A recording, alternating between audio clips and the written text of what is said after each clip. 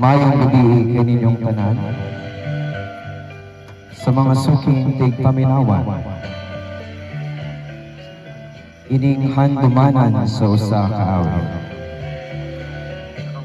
Ug ingon man sa mga artista nga maghahatag og kinabuhi sa akong awit. Ako si DJ Santiago. Ang atuang letter sender subong gabi, isa ka feature leader sa ilang local church. Lee Harmon Cebusa, hindi tuod nga pangalan. 18, hindi tuod nga edad. Purok Ulayan, Barangay Bunlan, Municipality of Santander, Cebu, hindi man tuod nga address. Dear DJ Santiago, ako si Lee nga gikan sa Cebu. Ining ako ang istorya parte sa ako ang pag-antos sa akong pagtuo. Wala ako nakabalo, DJ Santiago, kung ano ang akong himuon. Ang among pastor nagahambal nga dili pwede ang unbeliever kag believer nga relationship. Pero gisulti isang akong inahan kag amigo nga okay lang daw.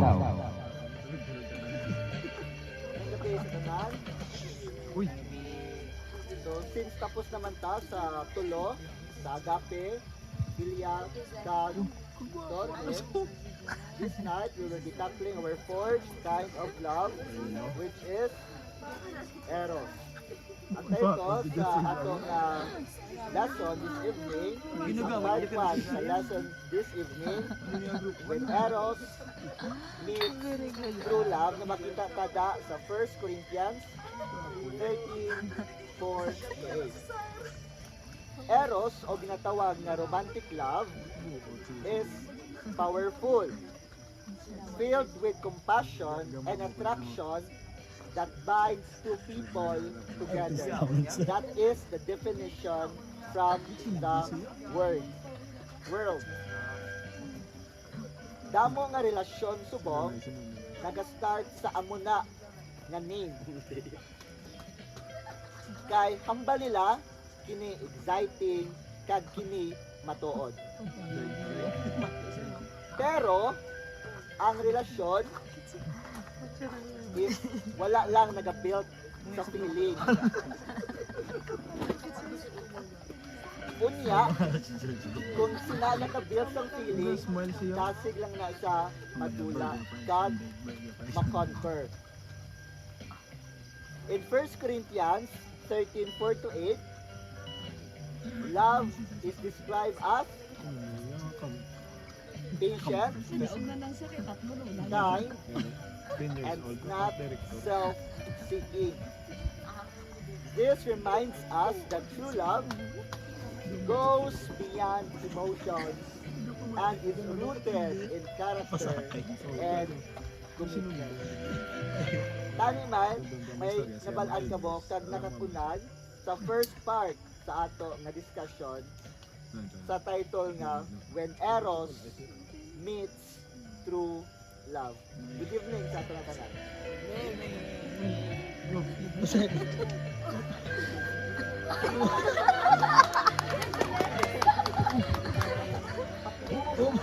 Ikaw to me.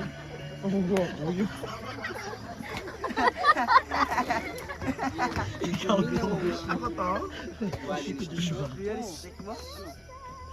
Hindi ko magpati sa iya kay ikaw mismo mag-decision sa imong kabuhi ba kung mangita ka o daghang babae.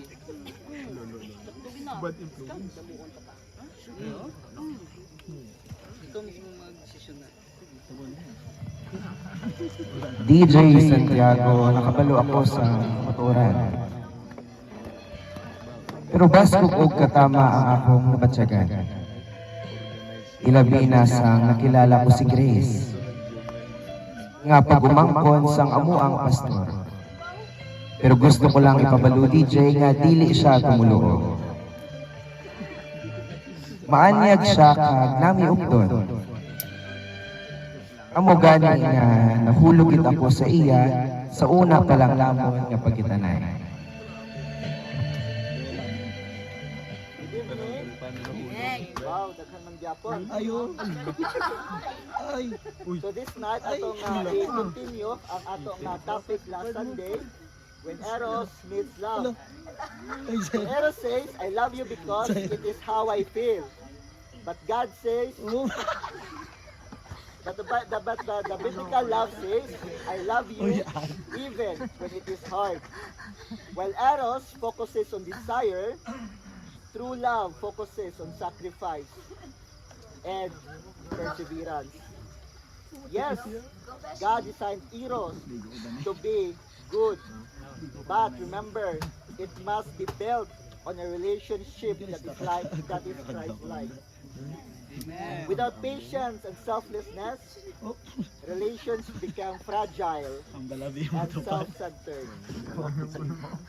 So amo na nga ang dapat ang application nato na before kita mag-itra sa Eros, dapat ara ka ang upat nga lead. Dapat okay na kita sa emotionally, physically, financially, naglabaw sa tanan, spiritually. Amen, Brad. Kaya remember, kamo makapili sa inyong partner. Pero ang bata nyo, di makapili sa inyong nga parents. Now, always remember, dili pwede sa siningation ang bahalag labing, Ano, sa eskwela mo na, Brad. bahalag saging, basta labing. So before kita kapanyapon, may lechon man to. Sumba. Yeah. Kinablos, no? Ato may ipakita sa iya ang tuod nga pakigugmaay sa church. Good evening, everyone. Tigil niya. Ikaw binigyan na po. Oh, sino ginasunod mo to, man?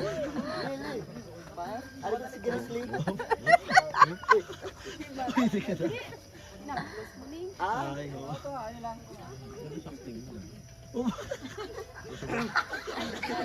Grace! Dito na si Noy. Mario! Okay. Ah, free ka? Actor, do siya gid ba? Do siya gid. We, sige. Lain niya mo ang balab na siya. Gaang pangapi ka ba? Wala ka pangapi ah. Do sinamo ba? Ah, muna sige. Ay, masagta ka ha. Sige. Basta trick mo. Do siya pa Oo, yan. gani. Libre. Sige ah. Ah, sige.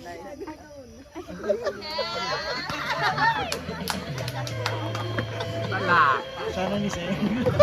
Nagpangutana ako sa akong inahan nga dili man tumulo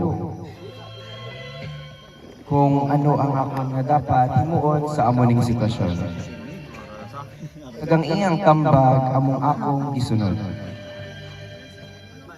Sila ni DJ kagakamahan, bulagay tungod nakakita iban ug babay.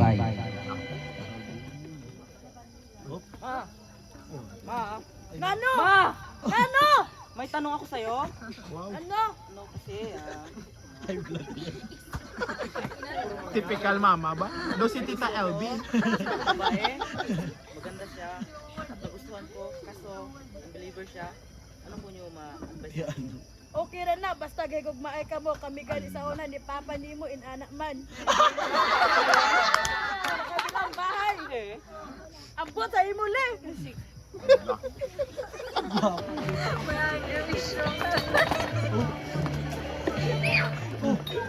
Siyak. Gisunod nako ang tambag sang akong inahan. Ag mga amigo, Alam mo mo to. naging kami ni Grace. Kag tungod sa akong sala nga desisyon, napalayo ako sa Ginoo. Ako nagupod-upod sila inom ug party-party.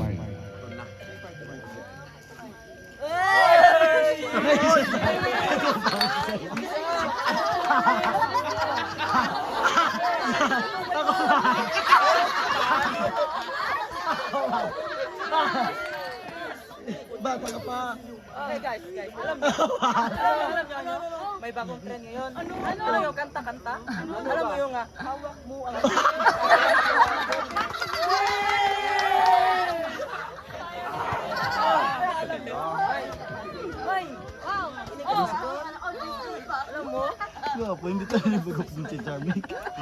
Ganda ka wala sila.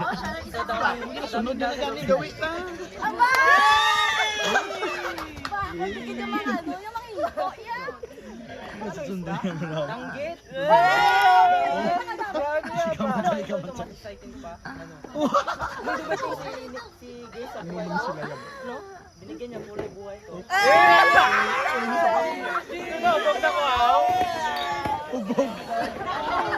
Nagdalo ang gabi. Nahubog man kami DJ. Naguna na puli si VJ kag si Nonoy. Si Zara pabili. Muna yun sa. Sa takna sa alas 2 sa kaagahon, natulugan na ako. Kag ini DJ nga gabi ging hinulsulan agad. Kay wala ko ging ekspektar kag ang lauman nga may matabo sa akon.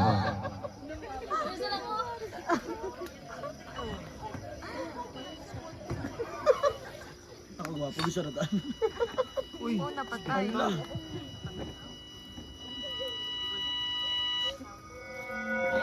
Hala. Horror.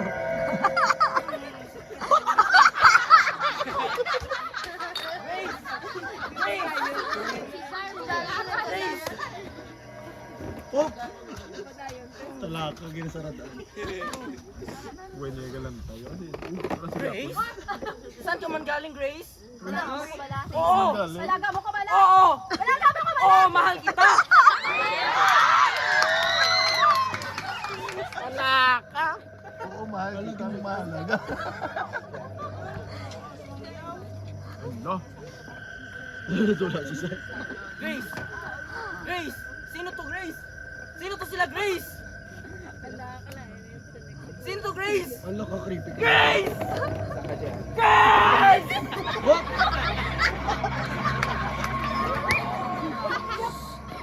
Sa amo atong ation, wala gid ko kabalo DJ Santiago kung anong nagkakalatabog. Nagasamong akong kahadlok, kagalibog ko na akong ulo. Ginapanungdong ko nga basi amo na ni ang akon bilin niya ang mga inadlaw. Oh! Pamati. Oh! Hala! Grace! Sino sila sa Grace? Walaga mo ka bala? Walaga mo ka bala? Walaga mo ka bala? Walaga mo ka bala? Kag sa amo atong ation, naghinulsol sili nga nagpadala siya sa iya nga emosyon. Ano ba to? Ano ba tong mga kasalanan ginagawa ko? Ano ba tong mga desisyon na ginawa ko sa buhay ko? Sana! Panaginip lang lahat ito! Ah!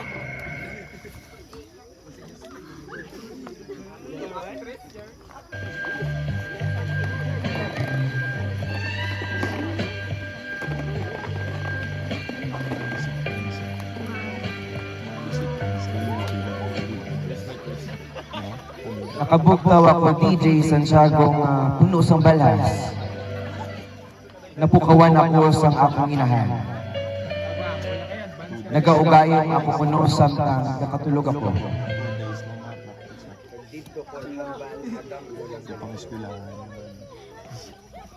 Ma! Ma! Tumayo ka! Panguwi pa sa diya kay para magtrabaho ka!